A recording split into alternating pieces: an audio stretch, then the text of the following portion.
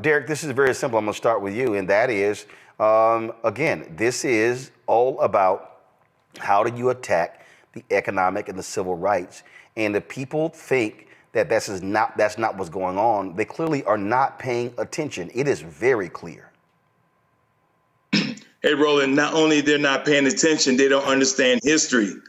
This is not the first time individuals try to resegregate us. If you go back to the times of Reconstruction, when Frederick Douglass and those started passing the 13th Amendment, 14th Amendment, and the 15th Amendment, folks were upset when Woodrow Wilson became president.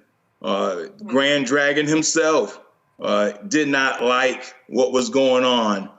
Then they formed the KKK. And so if folks don't understand what's going on, they're sleeping at the wheel. Here's the bottom line, Roland. If I may evoke the spirit of Joe Madison, the Black Eagle, we know what's going on. The real question is, what are we going to do about it? We got to do more than just stay silent.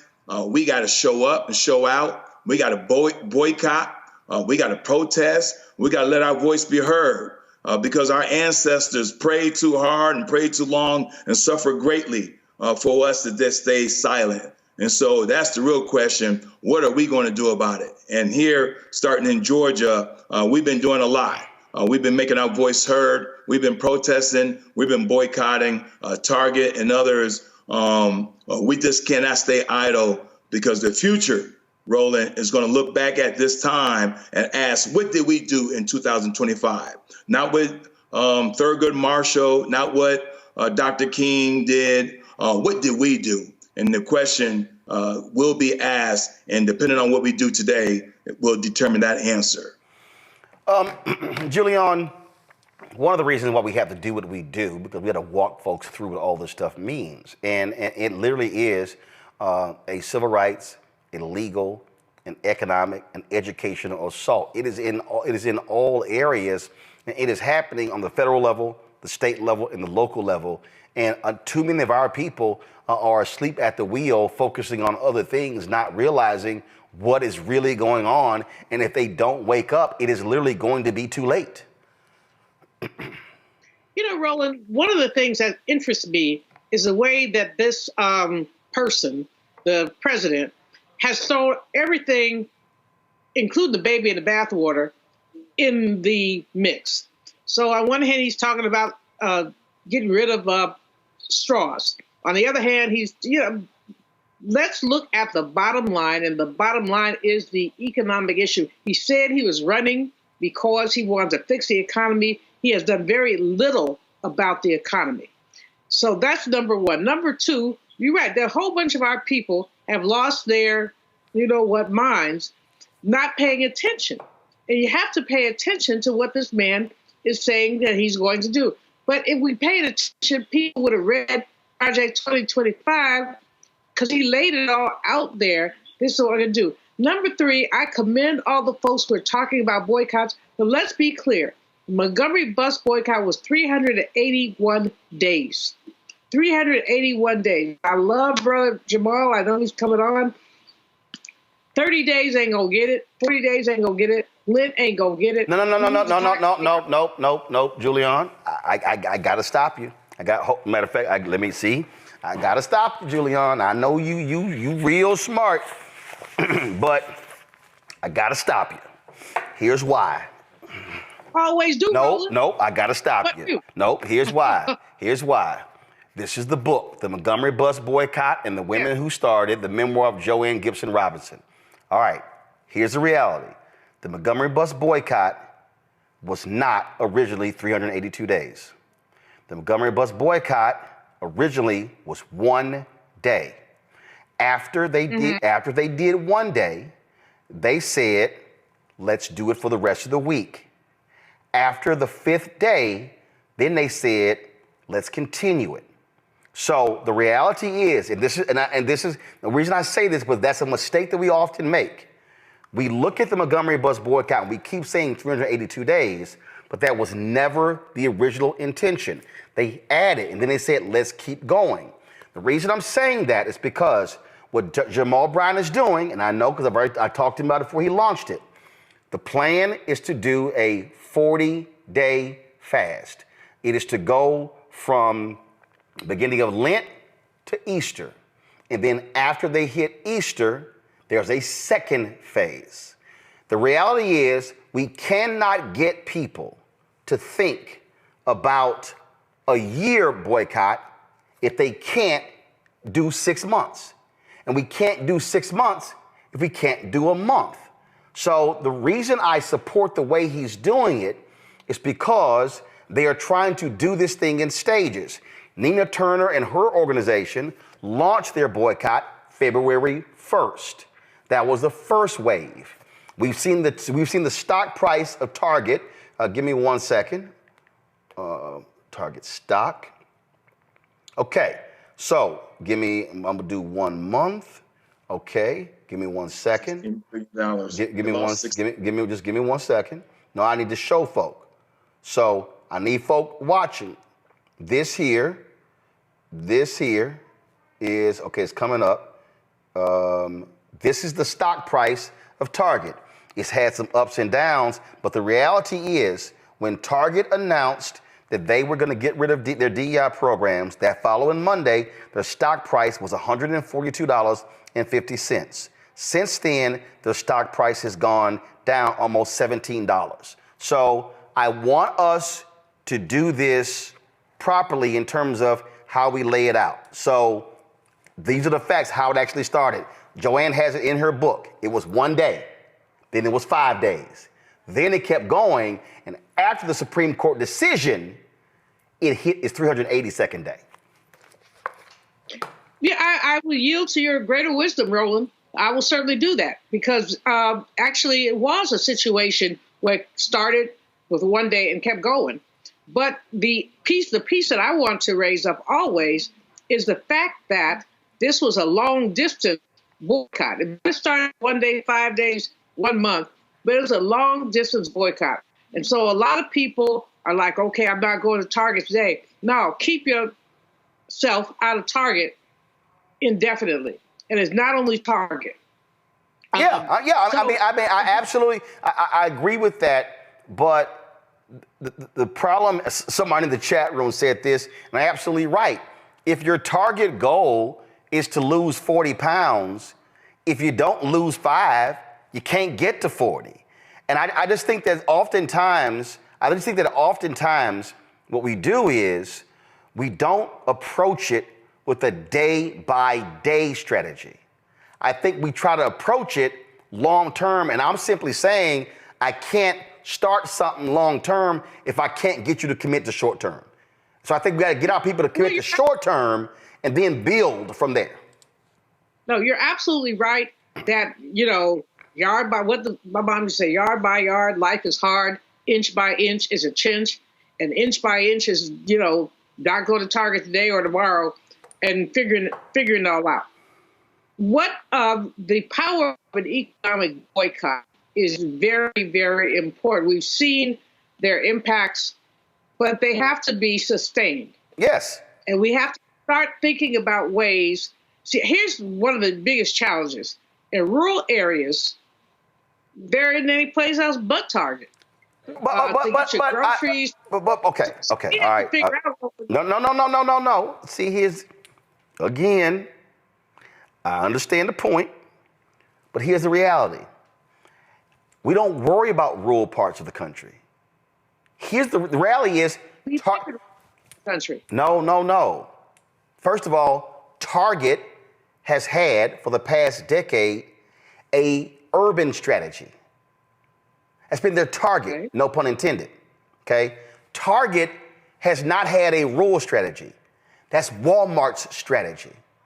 So it's not like, so the reality is Target has been thriving because they have been opening Targets in major cities. So to hurt Target, to be honest, you focus on the 30 largest urban markets where black people are. You hit Target in those 30 cities, that stock price is gonna go below $100. You're gonna knock off 15, 20, 30, 50 billion or more in valuation. So I'm not worried right now. I'm actually not worried about rural America. I'm focused, if you hit target in the 30 top cities, you are going to decimate their stock price and their market valuation. So we know if you live in rural parts of America, that's the only store. Hey, do what you got to do, but really the focus is really in those top places. Let me go to John Quell, because John Quell, the legal strategy is to be a part of this as well. The lawsuits, the class action lawsuits. We're seeing how the various groups are suing the federal government. But we've got to have our legal folks suing these companies as well. If you got the white conservatives like Ed Blum using the 1866 Civil Rights Act against black people, we got to have a legal strategy going after them. I mean, that is an interesting dynamic and point, Roland.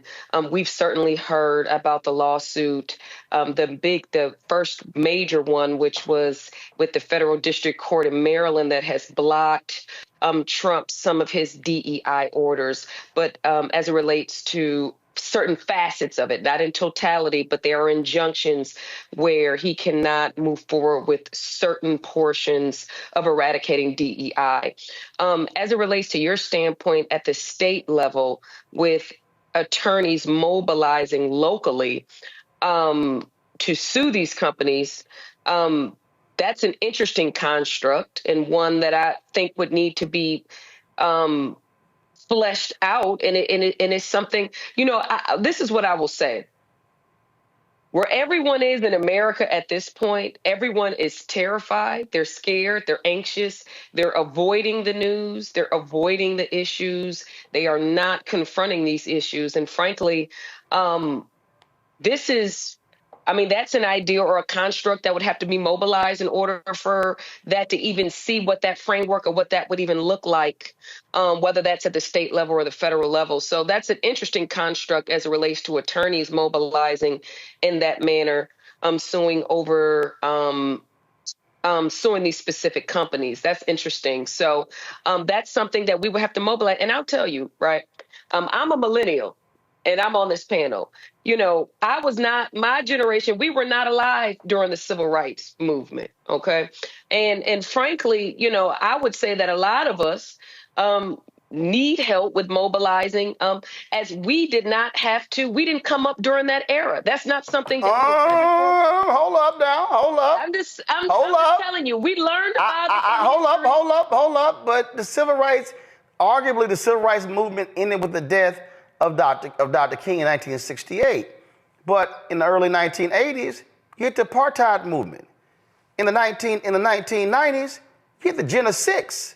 You hit Trayvon Martin. Right, but we were kids. No. Okay, hold up. Let me just see. Hold up. See, I hear y'all. I'm telling you. I hear y'all, but hold up. I was born in the 80s, and I'm okay. Wait a minute. I'm at the top. No. See, that's nice. See, hold up. Nice. You said you were born when? In 85. I was born in 85. I'm at the top end of the. No, boo. You were 21 when the Gen of Six happened. This is what I'm saying. No, I'm not done. I'm not done, John Quell. Continue on. I'm not done. Continue on. When the Gen of Six happened in Louisiana, some 30 and 40,000 people mobilized in Louisiana. You were 21. Trayvon happened in 2012. You were 27. So the reality is, wait. Okay. Then Michael Brown. Then why is it escaping me? Eric Garner. So the reality is, there have been movements, there have been actions where people have mobilized when you have been in your 20s and 30s. So the civil rights movement is one thing, but we've had events that have happened in the 70s, in the 80s, in the 90s, in the 2000s, in the 2010s, now the 2020s. So nobody has an excuse where they can't get involved in something, because shit has gone down in every generation. So that's not what my point was. Okay. What's your point? I'm aware. I'm aware, and we're aware of those things that are happening. But what is going on now is, in my humble opinion, is fairly radical. It is something that we have not seen before, and just talking amongst people in my age group, they want to be involved, but they're not sure. And a lot of people are taking an avoidance standpoint because their anxiety is so high. So what I'm merely stating is that with mobilizing and the different efforts, and I'm aware of the Target effort that's coming down on March 5th, but I'm just saying as a whole, I definitely, humbly speaking, is saying that I think that, this is somewhat uncharted territory. It may not be. Maybe I'm wrong. No. I'm saying. Listen, I did something last week, and it's just, to me, it's the real deal. I think too many people who are millennials and Gen Z are making excuses. I got the whole deal about it's a lot going on. Folk are, I forgot the word that you used. Anxious? It's no, not that one. Oh. It's how they're feeling about what's going on. But the reality is, folk who are millennials, they were here when George Floyd happened. They were here when Eric Garner happened. They were here when Michael Brown happened. They were here during the Black Lives Matter movement. The problem is, folk today, to Julian's point, ain't put their marathon shoes on. They had their sprint shoes on. The problem is, folk figured, oh, Obama's elected, we good. No. When Doug Wilder was elected the first black governor of Virginia, we were not good. When Thurgood Marshall became the first black on the Supreme Court, it wasn't like, yo, we good with racism in the criminal justice system. And so what has to happen is, we gotta have folk stop checking out. I said last week that my issue with folk who are 18 to 50, my issue with people who are 18 to 50 is that they have been making withdrawals from the Bank of Black from the Bank of Black Justice, and they ain't made no deposits. That the generation that was going to the council meeting, was going to the school board meeting, was going to the county commissioners meeting, was going to the state capitals, was coming to Congress, the folk who were mobilizing and organizing, the folk who were working the polls, the folk who were precinct captains, the folk who were going door to door, knocking on doors, trying to get people to vote, the people who were forming civic clubs and community clubs, who were neighborhood watches, those folks, like my parents, are now in their late 70s. And some of them are becoming ancestors, or some of them are retiring. And so this is the moment when I need I need Gen X and millennials and Gen Z to step their ass up. And if somebody says, well, I don't know where to go, I said what it lays out in Nehemiah. You start right in front of you. If you are a millennial or Gen Z in Atlanta or Houston or Charlotte or New Orleans or anywhere, your deal should be, okay, what do I care about? Is it education? Is it black entrepreneurship? Is it voting rights? What do I care about? Now, once I decide, hey, this is what I care about, I now need to find me an organization that's doing that very work. I don't need to start my own nonprofit. I don't need to sit here and create something new. Whatever you want to involve yourself in, there is something that exists right now to actually do it. Then I need them to show up. I need them to join. You know as well as I do, it's a bunch of us walking around. Because you want to be correct. You're a Delta, right? Yes. Okay, you're a Delta. Derek's an Alpha. Julian's a Delta. Right now, all four of us, we know some Deltas and some Alphas walking around wearing their letters, but ain't involved in shit. We know some folks wearing their letters. And if you don't even want to go to meetings, but damn it, at least be financial. At least joining the service project. We know this. So the problem is we got to be willing to challenge some folks saying, what did the late Joe Madison always say? What are you going to do about it? And the struggle that we have right now is that generation that took us from the Black freedom movement, known as the Civil Rights Movement, and then took us through the 70s, and took us through the 80s, and took us through the 90s, and brought us to 2000 and 2010 and then 2020. Those folks, they truly are tired. And when I think of the brothers and sisters that made Atlanta, every Negro in Atlanta who is calling today the Mecca, that's because it was some folk that elected Maynard, that elected Andrew Young, that re-elected Maynard, and elected Bill Campbell, and elected Shirley Franklin, and elected Kasim Reed, and elected black mayor after black mayor.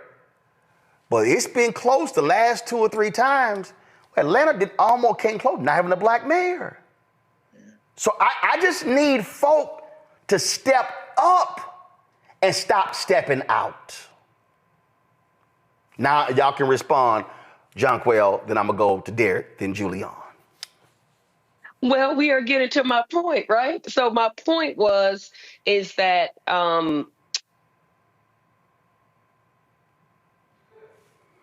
I think people are unsure about how, with the state of things and where they're at, how they can get involved. And why? I don't understand why they're unsure. What? I don't understand what that means. I really don't. What do they care about, and have they joined anybody? Well, that's a fair question. That's the problem.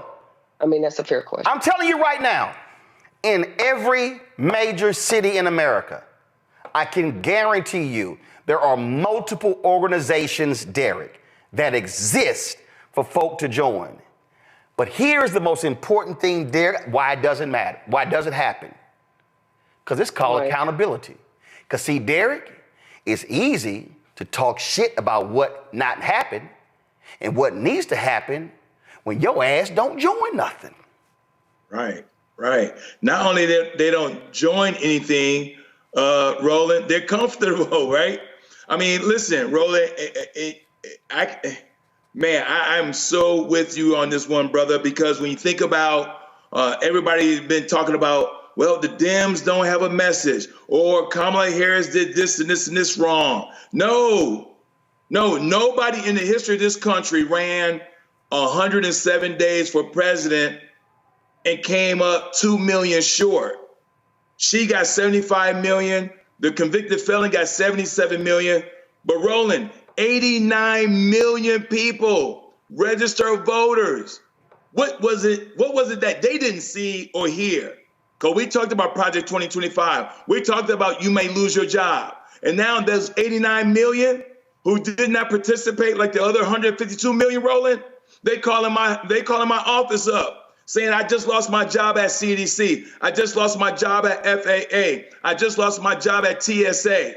They thought, and listen, Roland, I'm going to be honest with you.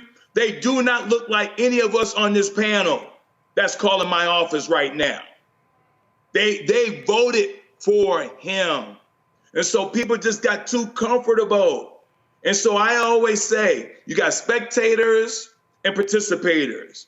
Spectators, you're going to have to live what the participators do. And so those 89 million registered voters, and then I like to bring it to Georgia because I love what you said, Roland. We almost missed Atlanta having a black mayor. 740,000 black and brown folks in Georgia did not vote. 740,000. There's 2.7 million of us in Georgia. And so we can control our own destiny. We can have the number of governors, lieutenant governors, the attorney generals in Georgia. And so that's 740,000. I challenge them all. Join NAACP. Join the Urban League. And if you are a member of the Divine Nine, as you stated, Roland, be financial. because there's a lot of work to do, because it's too late when you lose your job to make a protest and boycott. Let's get on the front end. Julian, there was Nakima Levy Pounds. This happened in Minneapolis. They were very frustrated with the NAACP there. Sure, what these young folks did? They became members, and then they ran for office. And because they brought in more people, they won. They took over the chapter. I remember when I was in Chicago, and black folks used to call in to WVON radio, my show on WVON, and they would complain about the NAACP. And I said, take it over. What do you mean? I said, well, you as one person, you need to go in and join with $30. And then when you get there, you say, when the last time we had an election? And then when you find out, well, how many people voted? I said, so let's say the person got elected with 100 votes. I said, well, then go out and recruit 124 of your friends, and y'all come back and join. Don't tell nobody what y'all doing. And when it's election time, run everybody for every position and take the whole thing over. Well, I said, hold up, I don't understand. Why you give me excuses? I said, either you take it over or shut the hell up.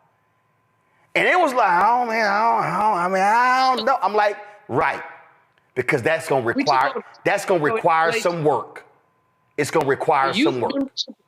$5. The youth membership was $5. So we got, and the old man who was the president was interesting. So we got folks $5. I stole some money, or I didn't steal it. I reappropriated some money from my mama's pocketbook to get some of my friends to join, and we took it over. And that's what I am frustrated with my soror here. I love her dearly. I'm so happy to be on this panel with her. But I'm frustrated by the young folks who say, we don't know what to do.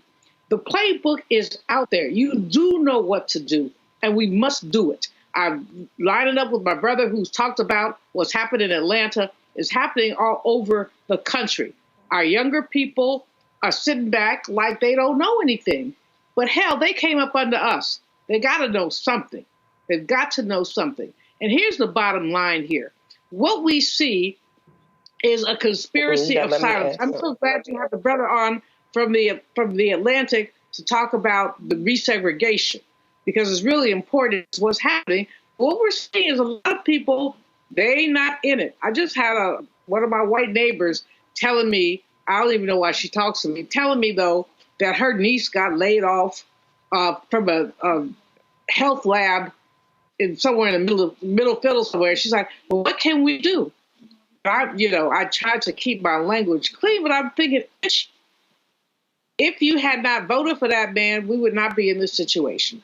So the fact is that some people do not believe that fat meat is greasy. They do not believe that Project 2025 was a playbook, and now we're all feeling it. And I don't think there's anybody on this panel or anywhere else who would say government could be streamlined.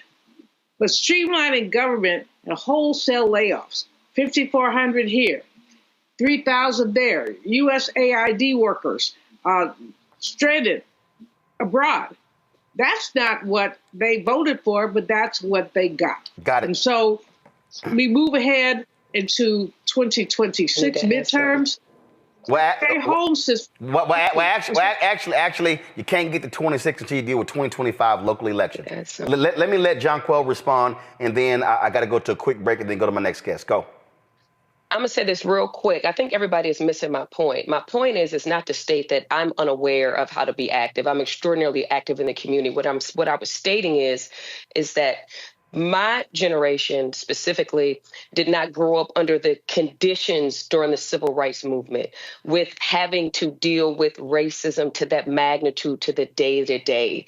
And as a result of the hard work that our ancestors and frankly, my parents and other people have had to put in through their tenure so that we could have the life that we have had in America, it has developed into a level of it being stagnant or being uninvolved as a result of that. And what I'm stating is that the state of the country at this juncture is beginning to outwardly appear that it is really going back to that way, although there have been significant incidents after that.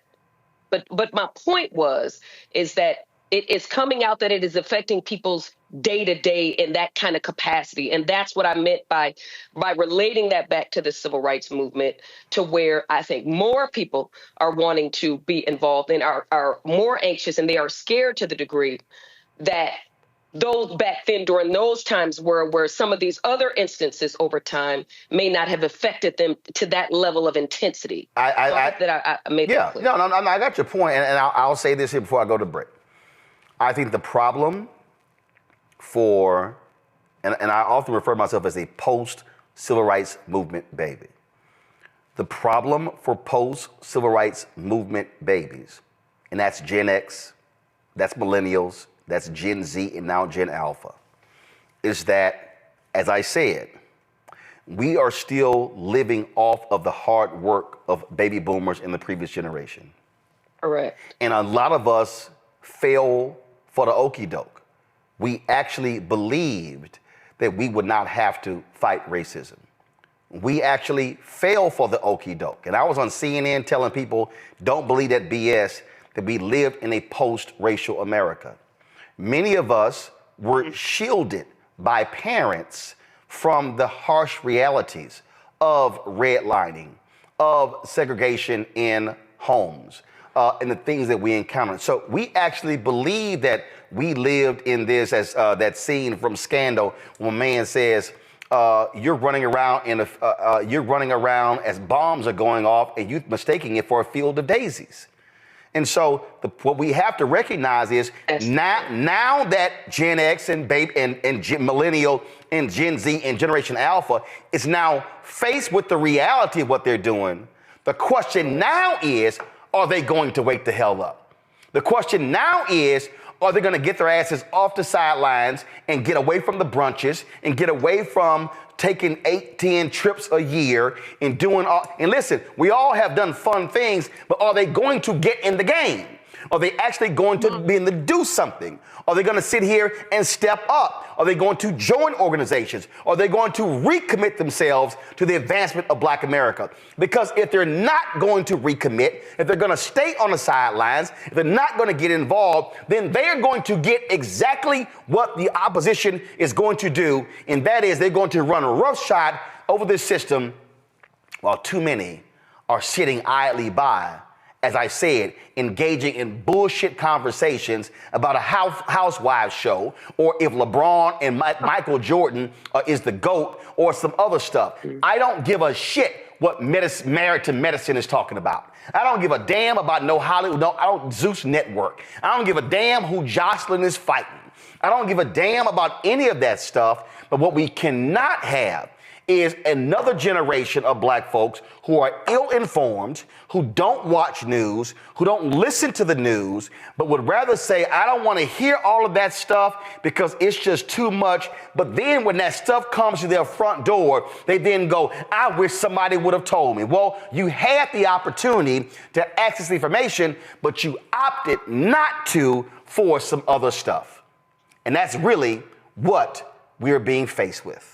But we begin tonight with the people who are really running the country right now. Now, Trump is often wrong and misleading about a lot of things, but especially about history. Donald Trump falling in line with President Elon Musk. In the wake of the unsettling news that MSNBC has canceled Joy Ann Reid's primetime show, The Readout, Roland Martin and the Black Star Network would like to extend an invitation to all of the fans of Joy Ann Reid's MSNBC show to join us every night to watch Roland Martin Unfiltered, streaming on the Black Star Network for news, discussion of the issues that matter to you, and the latest updates on the twice impeached, criminally convicted felon-in-chief Donald Trump and his unprecedented assault on democracy, as well as co-president Elon Musk's takeover of the federal government. The Black Star Network stands with Joy Ann Reid and all folks who understand the power of Black voices in media. We must come together and never forget that information is power.